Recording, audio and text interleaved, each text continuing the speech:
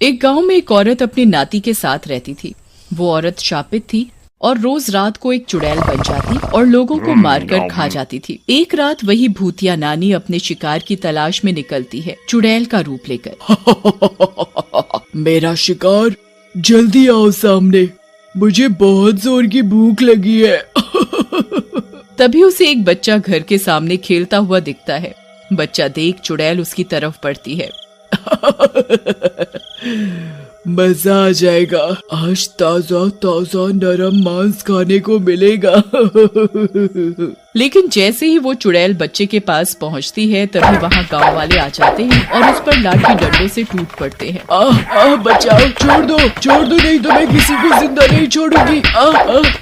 अरे मारो इस चुड़ैल को, बहुत लोगों को परेशान किया है, मारो। थोड़ी ही देर में चुड़ैल गांव वालों की मार से बेहोश हो जाती है।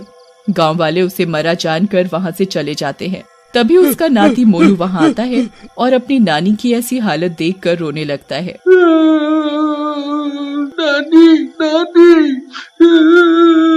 तुम्हें क्या हुआ और गांव वाले तुम्हें क्यों मार रहे थे? चुड़ैल को भी होश आ जाता है।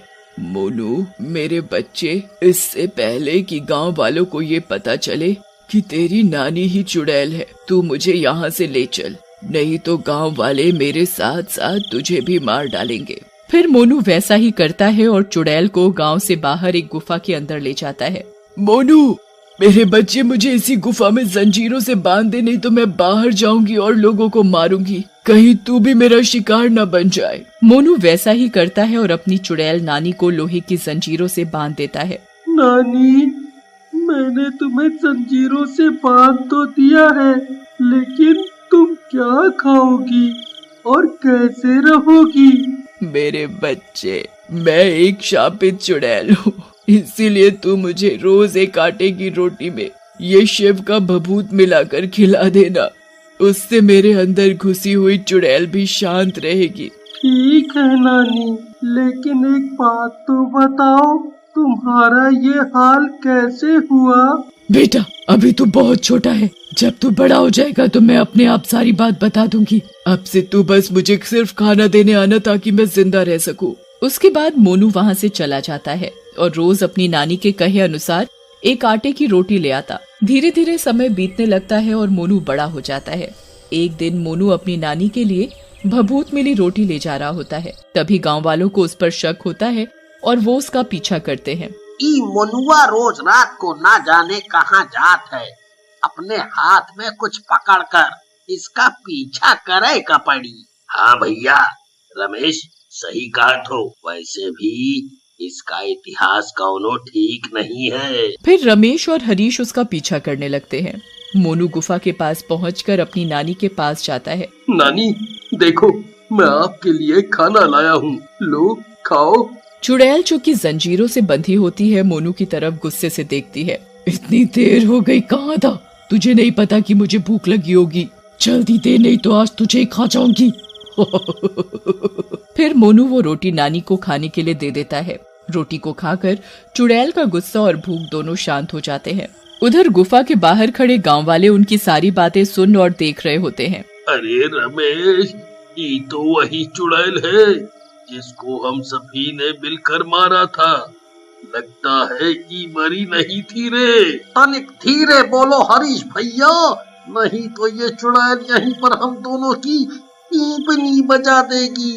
नानी, अब तो इतना समय हो गया और मैं बड़ा भी हो गया, अब तो बताओ ये तुम्हारे साथ किसने किया और तुम ऐसे कैसे बन गई? सही कह रहा है मोनू, अब मैं तुझे सारी बात बताऊंगी और उसी के साथ आज का दिन मेरा आखिरी होगा, क्योंकि मैं तेरे बड़े होने का ही इंतजार कर रही थी।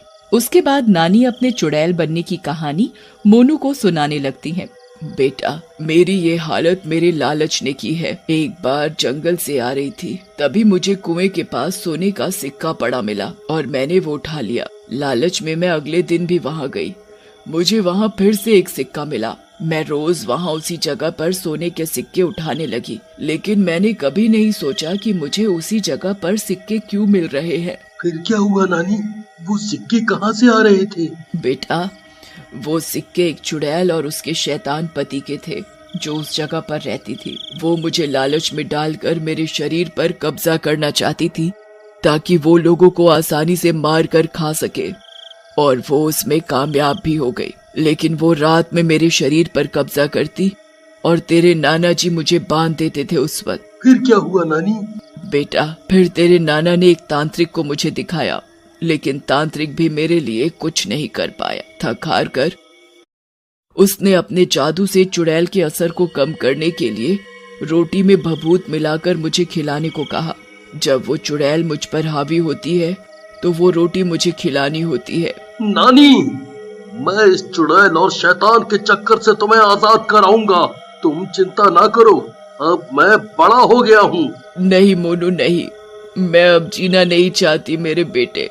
मैं बहुत बूढ़ी हो गई हूँ। अगर ये चुड़ैल मेरे शरीर से आजाद हो गई तो किसी बेकसूर को फिर से अपना शिकार बनाएगी। तू एक काम कर, मुझे जला दे, मेरे साथ ये दुष्ट भी जल जाएगी।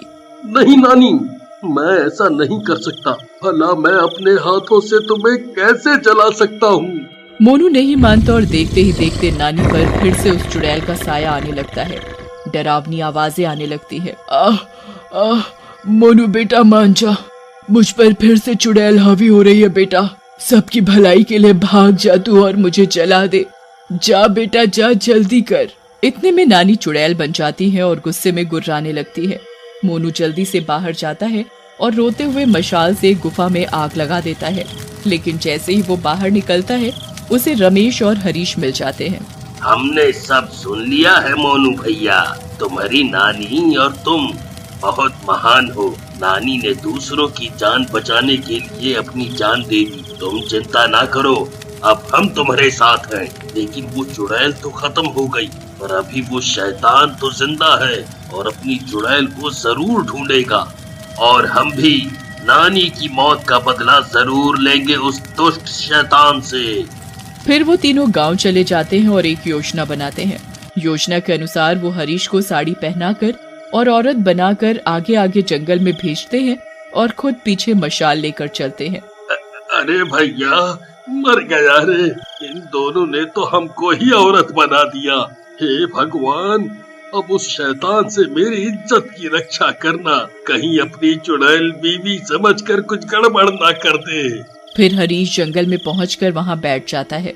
थोड़ी देर में वहां शैतान आता है। मेरी चुड़ैल, आखिर में तुम आ ही गई। बहुत देर लगा दी आने में। लेकिन हरीश कुछ नहीं बोलता। अरे क्या हुआ प्रीतम, नाराज क्यों हो? मैंने बहुत कोशिश की, लेकिन मैं विवश था। हरीश को गुस्सा आ जाता है और वो साड़ी उतार कर बोलता है। का प्रीतम प्रीतम करे जा रहे हो हैं? और कभी यहाँ छू रहे हो, कभी वहाँ। अरे मैं कोई चुड़ैल बुलैल नहीं हूँ, मैं हरीश हूँ, हरीश, और वो भी मर्द। धोखा, मुझसे धोखा, मैं तुझे जिंदा नहीं छोड़ूंगा। ऐसा कहकर शैतान हरीश को पकड़ लेता है। हरीश चिल्लाता है, अरे दुष्टों, कहाँ रह गए? जल्दी आओ, नहीं तो आज तुम्हारे दोस्त को ये मार कर खा जाएगा। अरे क्या पुलिस वाले हो क्या, जो हमेशा आखिरी में आओगे? तभी वहाँ मोनू और रमेश आ जाते हैं और लाठी और डंडों से शैतान को मारने लगते हैं। लेकिन शैतान पर उनका कोई असर नहीं होता।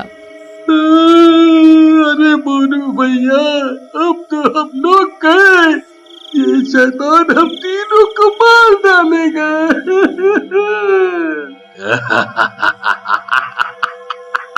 लाठी और डंडों से शैतान को मारने आए थे। अब तुम तीनों यहीं मरोगे। लेकिन तब तक वहाँ गांव वाले आ जाते हैं। उनके साथ गांव के पुजारी जी भी होते हैं। फिर सरपंच जी बोलते हैं, हमरे होते हुए तू हमरे बच्चों को मारेगा, तेरा तो हम सर ही फोड़ देंगे शैतान। वाह वाह सरपंच जी, वाह, आपने तो आकर हम तीनों की जान बचा ली। लेकिन आपको कैसे पता कि हम यहाँ हैं? अरे मैं तुम्हारी तलाश में थोड़ी न था, मैं तो उस सुंदर औरत की तलाश में यहाँ आया था जो गांव में से इसी तरफ आई थी, और वो तो मिली नहीं, तुम 3 मनहूस मिल गए। तभी शैतान हरीश का गला दबाने लगता है। बहुत हुआ मजाक, अब तुम सब गांव वाले मरोगे, पहले इस हरीश को मारूंगा। लेकिन तभी पुजारी जी उस पर शिव जी का चरणामृत फेंकते हैं और शैतान जलने लगता है।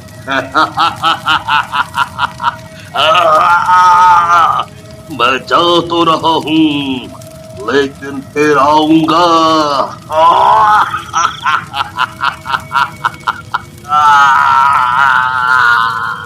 थोड़ी ही देर में शैतान जल जाता है और फिर मोनू उसके सारे सोने के सिक्के गांव वालों में बांट देता है।